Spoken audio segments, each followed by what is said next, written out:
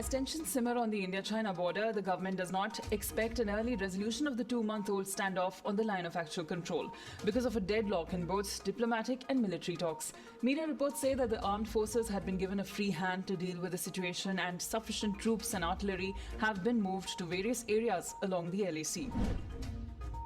The Chinese army has started consolidating its positions in the Pangong Tso area. They are constructing a helipad at Finger 4 and have pumped in troops on the southern banks of Pangong Tso. This has led to apprehensions that the Chinese are asserting their claims and conveying their disinclination for restoration of status quo ante in the area. Meanwhile, the Chinese ambassador to India has admitted casualties on its side on the June 15th clash in Galwan Valley.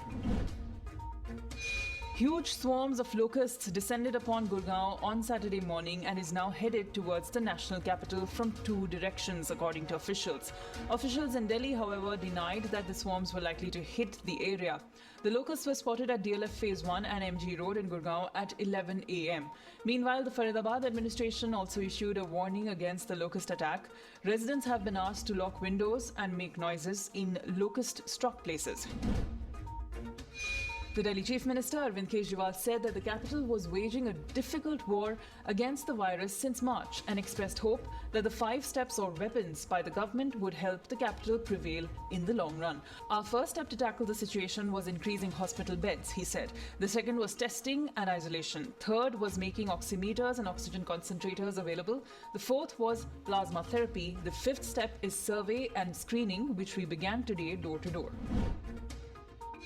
Congress leader Rahul Gandhi on Saturday renewed his attack on Prime Minister Narendra Modi over the coronavirus outbreak, alleging that the government has no plan to defeat the pandemic and Prime Minister Narendra Modi has surrendered as he refuses to fight coronavirus. The Congress leader has targeted the government in almost daily posts over its handling of the virus crisis. The Uttar Pradesh board has released the result for over 52 lakh students who registered for the Class 10th and Class 12th exams today. Anurag Malik tops the Class 12th exams with 97% marks. The second rank has been secured by Pranjal Singh and the third rank by Utkarsh Shukla. The death of a father and son in police custody in Tamil Nadu's Tuticorin following allegations of torture is snowballing into a major political row and has triggered calls for law enforcement reform. The opposition DMK targeted the state's AIADMK government over the incident. 4 policemen, including 2 sub-inspectors, have been suspended and an inspector has been benched by the state government.